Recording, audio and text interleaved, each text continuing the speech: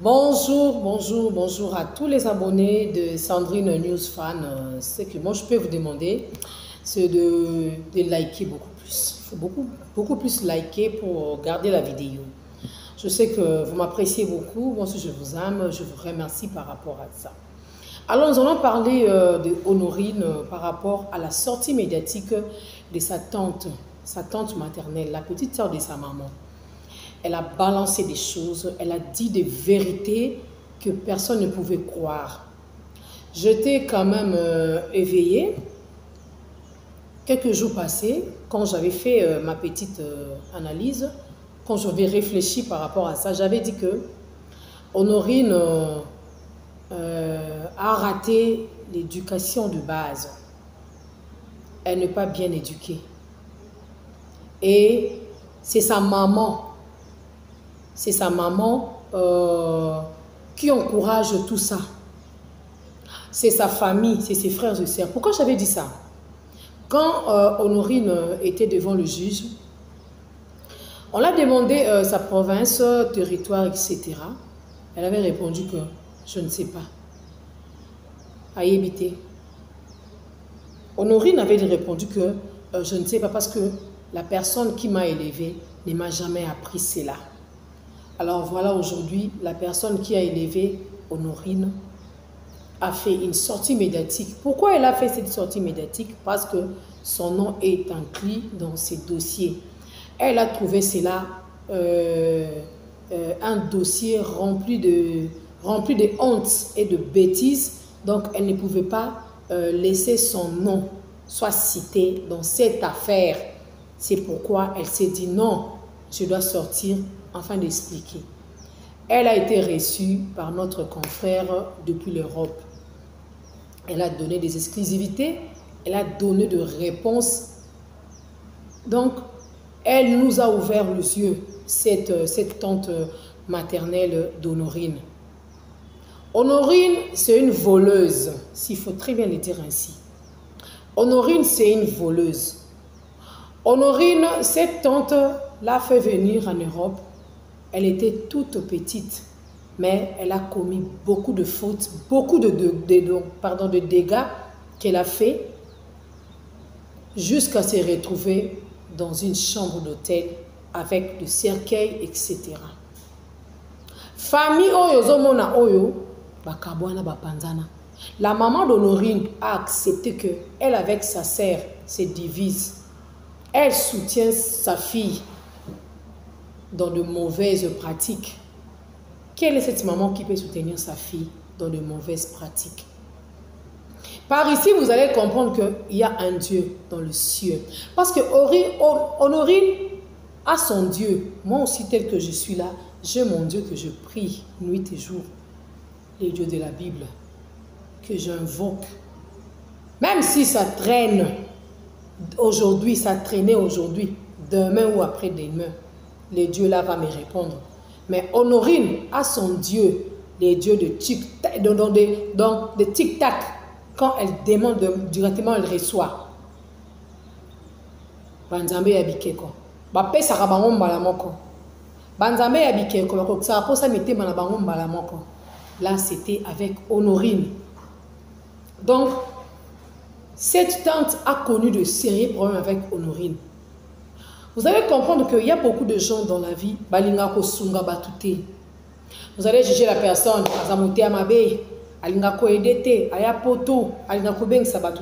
C'est suite à ce genre de choses. Honorine a commis beaucoup de fautes. Elle a commis beaucoup de fautes. Cette dame est sortie parce que Amoni Komona, et sinon elle ne pouvait pas sortir. Mais c'est Dieu qui a fait à ce que Honorine soit exposée et étalée aujourd'hui. Nous voulons juste avoir les photos de la maman d'Honorine. Est-ce qu'on peut en avoir? Tante peut nous aider à avoir les photos de la maman d'Honorine. Hein? Notre tante, tu peux nous aider à avoir les photos de la maman d'Honorine? S'il te plaît, tante. On peut juste avoir les photos de sa maman. Attendez, nous allons suivre. Ok. onate wana za deja mbali ngao ya robo mamwana tata mwana mututi eza ba aja ba jeune fille msoza na chérie na ima to yeba chérie na yete Ozolanda c'est yo nga na yebi. O yena nga ki mama azo fiancé ezaki garçon bato ya angolais. Azana Allemagne kuna dia utalanga ba oyeba. Ayaki na voix normale. À partir de wana no ke garçon ya voix normale ba caractère na ki trop bizarre nanga.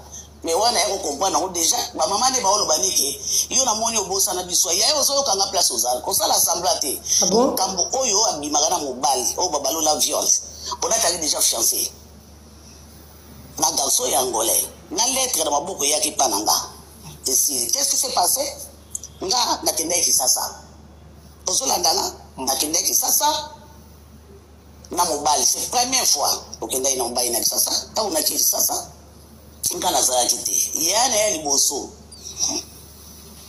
aseka ki ex nanga mbongo c'est normal mobala mama leki osana do senga tonton sombela nga boy tonton pesa c'est normal mobala mama leki na bi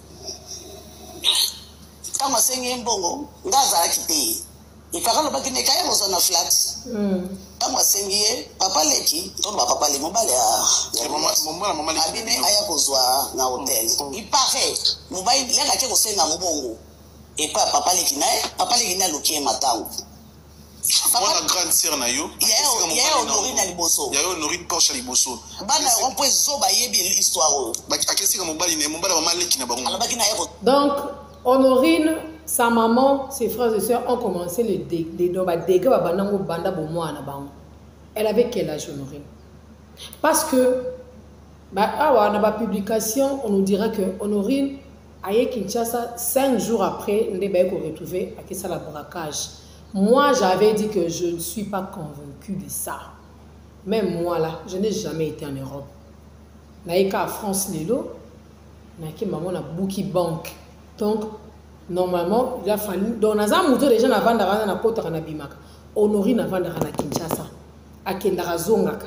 Aza installé quelque part. Et sa maman connaît très bien là où sa fille habite. Même Baba na na chambre hôtel wana. Batouana na réception. Ba ebike maman a fille à Yaka. Bandogone ba Kota ba Bimaka. Et quand elle opère, quand on a que braquer, on a bambongo. Maman va pas se dire mbongo. Maman mon résultat les non. Honorine a humilié la famille de son papa, na abilo mo ba maman. Même maman a lobby et ça dossier qui est côté pour que ngana leka, et ça dossier suniti. Et dossier be to abata mara, na obimisi lo ngata. Sana flat. Ndike bango ba expliquaka. OK. Ipagela ka ke kuna ya lukie makangu. Nzambe. Tozolanda.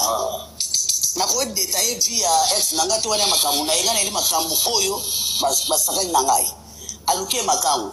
So na mama be pona okosela tigra bake ya Honorine abima inomba inanga no ya Honorine aboyi nda yena lupango ayekoloba abi papa na otaka komodete bobala mama leki ayekolinga matango bon lenga na kende ndeza kozaba na mwana ndeko asa kompeki toka komishen fi fona mema foto po mama na ya mona mwana mabosa na keloka ngote za seri wane za kasuri wega so na beta kasuri na France bo na ebite yo papa aviola kayo atanga kaka mama papa zo kende conseil na France to kende conseil a wera so nzoka ndiba ndo sawa bulingo na ba na tika ba ngobate mo bala viola kayo ke okay na ina conseil na wera so wona poni viole bi magite j'ai fille toi ke ba photo ngana monika bakangi na zo ba photo ngana ke na sasa na meme papa na lenda na so mtolela te na lala fuso na lala mabonde na senza ba pota wera sala na lomba na lelaka ozabima wana na ngote amen atano so ba des autres continue ba église taki marande pona ninga ka distraction te mais na zalo keto masia o ebondela bato ba bika ngania kala na mela nanga biki so na lobi ke na sepela biki tukenda kafe na kena kafe eza tike na za hypocrite amen zambe la mutateli misingai bona loba amen toye na ville ba photo tout na memeli ya na photo à fiancé moi bala bataki innocent mais so ki ba histoire de balukaka toke aboyi. Donc maman ba Honorine aza base makambo nyonso yo déjà éducation ba na eza mabeo ba refléter éducation malamu te o image na bango eza kitoko te image na bango eza kitoko te o c'est ça. Image bon ça qui t'a côté. Ndenge mobala déclaraki et puis atanga nde yango tolongola ki abima na mbula wana oyo azoloba malgré mbula ngazoloba eza pe 70 eza pe 80 c'est l'autre dossier nde tokitaki eza 9 ok nde nabengisaki onati nga mais Honorine ayaka France ayaka Allemagne na Asia onza ya solo ayaka mbala moko Congo Allemagne tina ndako nanga na ville nini Allemagne toyaki na Ilt bato nyonso ya Ilt ezala mwasi ya mobali oyo baza ti lelo bayebi nga so omonaka na tele bamona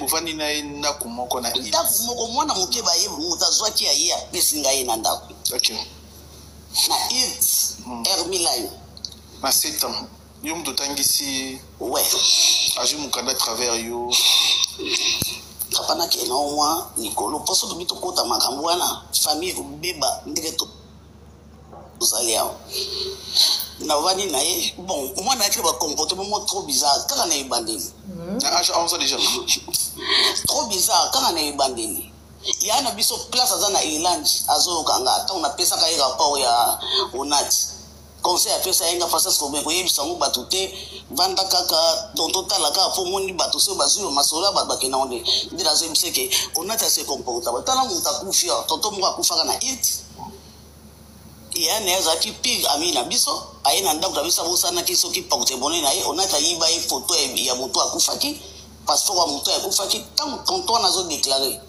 nga njimaki te nepo nokosela mwana boy le bon bien oui na yiba yini passeport mutu akufa non peut-être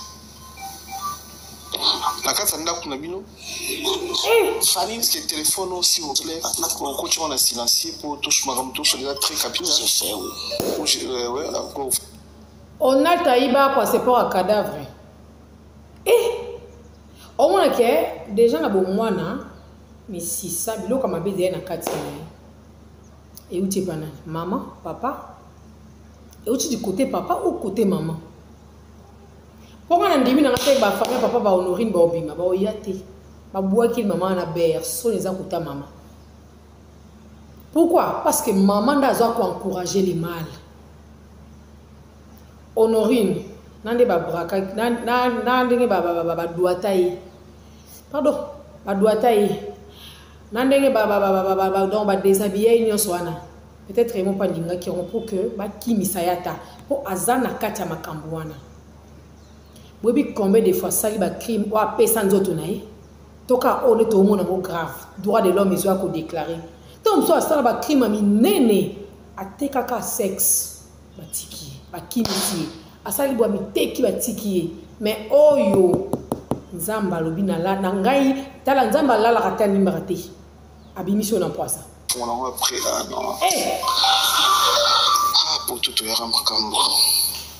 makambo squatter soki zaki pona lokuta mettre biso na lisolo ndoloba abandi na âge à 11 ans aibi passeport à muta kufa Honorine Porsche ba vantika liboso ko bondo zolo ba mwana boy yo loba i yaza na o so aibi passeport à muta kufa posa sikonde na ye comprendre makambo atango ebungaka oza ondima te ezai kote na kaka so na salika so ba inane so ndengeni avantika liboso na mona tufande ya toza na foyer tonton moko pana désolé moi na tamba komba bato ya te mais modèle nga na zaela ki nga no ezala épreuve mutu bona na cha kongo lai mais moi na tamba komba mutu ezate tonton bazo ya osidikela nga ke obazo sikola kuna et on a tena moninga moko ya mwana moko ya mutu mutu ba ke bazo kengela ba una toilette na mona oka lokuta boko sala mwana otala ndenge indication ya pesa ela na okipete so na kila ba détail mike ozala ezoption tatouage et tout ça biso na temps tu apprécies na loba na oso wala ska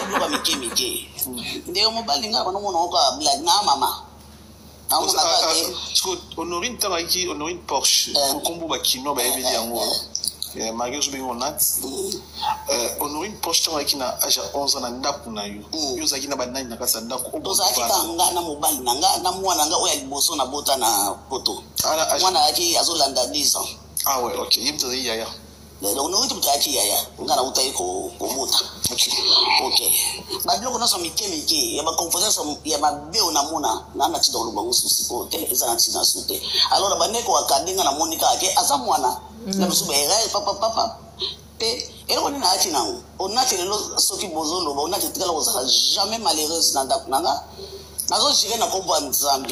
Mais aujourd'hui, elle est malheureuse. Elle n'est pas dans le mariage.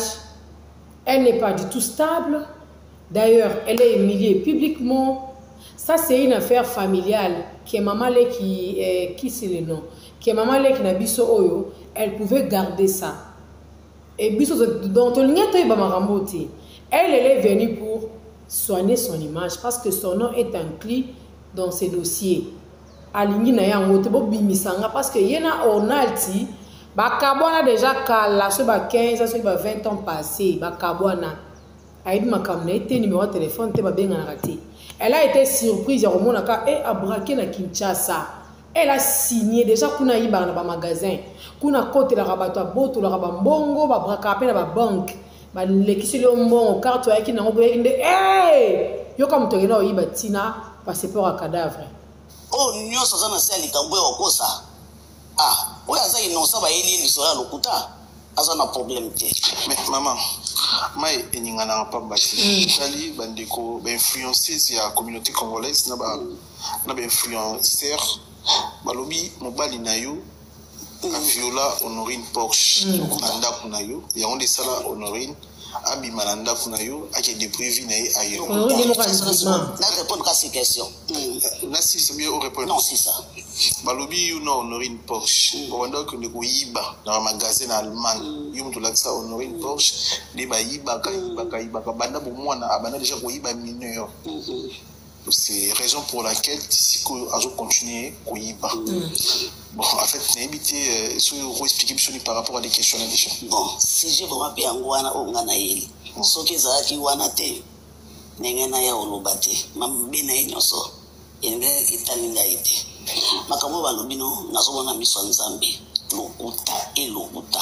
So que ça qui Allemagne avec le la Belgique. Bon OK na ville il ti wono tshaba mikobo tuna batu. Mwana wana ti alongwa na ndaku nanga. Yango nazolo bangai na Allemagne na kosala venga uni na français plainte Allemagne obimisa onate soka zongi awa baibi date akotaka ipana azalaka mwana nanga na date oyo abima aza mwana nanga te bo na kosenga leta batala soki onate ata soka yazali. Vous savez hein, c'est très compliqué cette histoire hein. C'est vraiment très compliqué cette histoire. Laissez-moi vous dire la vérité que c'est vraiment très très compliqué. Toujours Luka est comme souvent dit est compliqué biso hein deux fois. C'est très compliqué, c'est très compliqué. Moninga bengi sio. Avec l'université numéro 159. Balo atene biso lo pangwa na bayibi. Balo mo nata bi pona nina yeko sala ngwe pana yo. To bi maka deja nanga. Na yena ya na eba sala ka bajiwana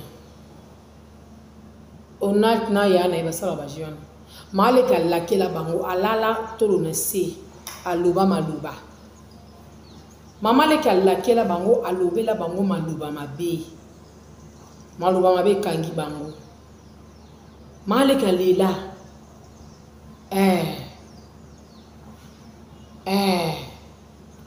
aloba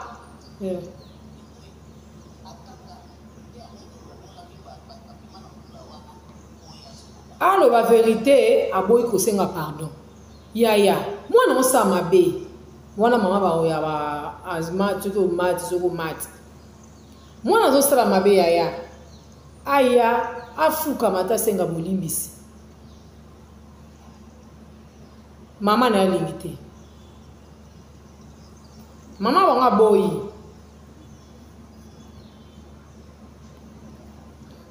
et ça moi belé hein na bumi kutu musu na zaki na on attend ouais bien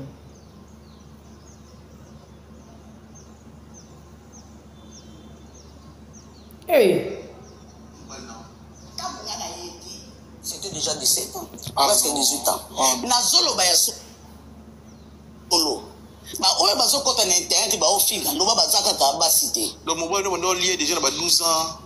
Là, na ko di baste na ko ba pe noter mais c'est là yesu expliquer ki kala wana oyebi ke bana poto vraiment ta mama aboyi o bangi koloba e utata na école tala linga le katala afunda nani afundela wapi afuna mona te yoka sija bio ndege bandela OK yoka sujet viol ndenge bandela on a te wana za déjà mbalinga ya ko boma mwana kata mwana mutu te za ba age ba jeune fille msoza na chérie na yema to yeba chérie na yete ozola nganga chérie onga na yebi o yena inga ki mama azo fiancé ezaki garçon bato ya angolais azana Allemagne kuna dia otala ngaba oyeba ayaki na voix normale à partir wana no ke garçon ya voix normale ba caractère na ki trop bizarre nanga mais wana yako comprendre ngo déjà ba mama ne ba olo banike yo na moni obosa na biso ya yo so kanga place ozala osala sa siko mama ndeni ni bazo peso ba rapport à mwana ba mibali mwana ba kam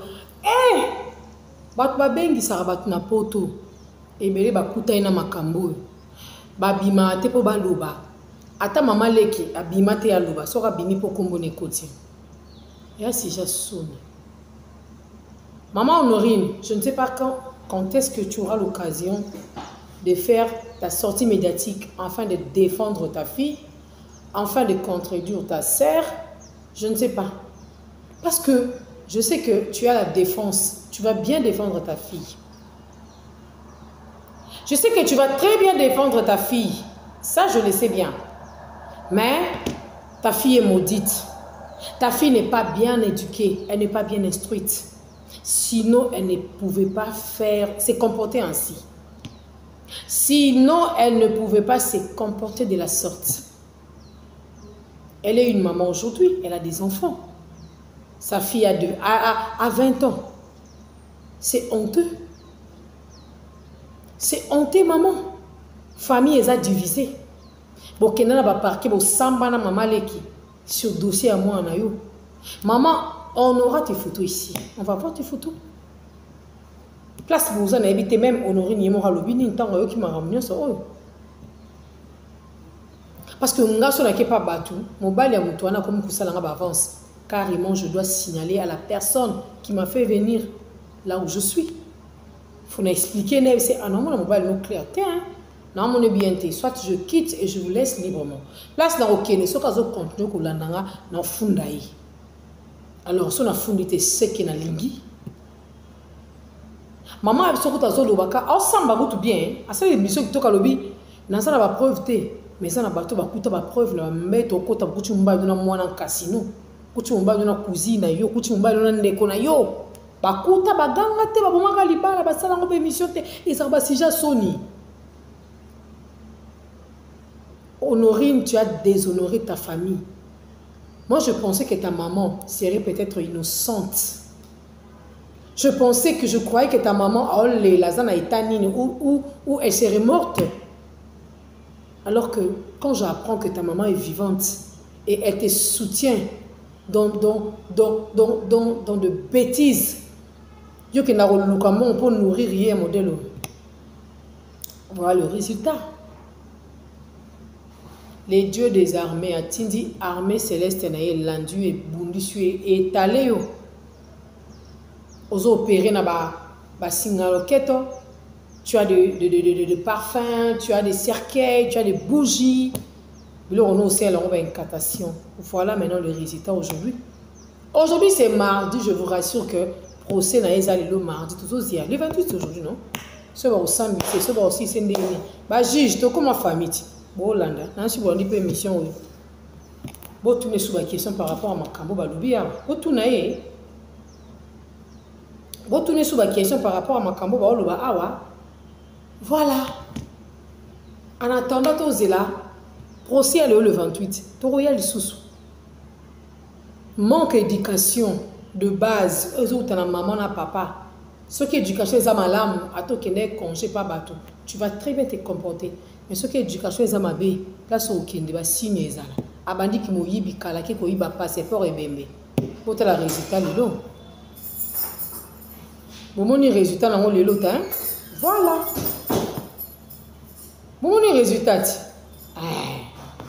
Oui ba au sou qui va kangi. Voilà un peu en attendant tout cela, au 7 ans au banda. Pour continuer la bilan si je n'ai pas. On se retrouve plus tard. Hein.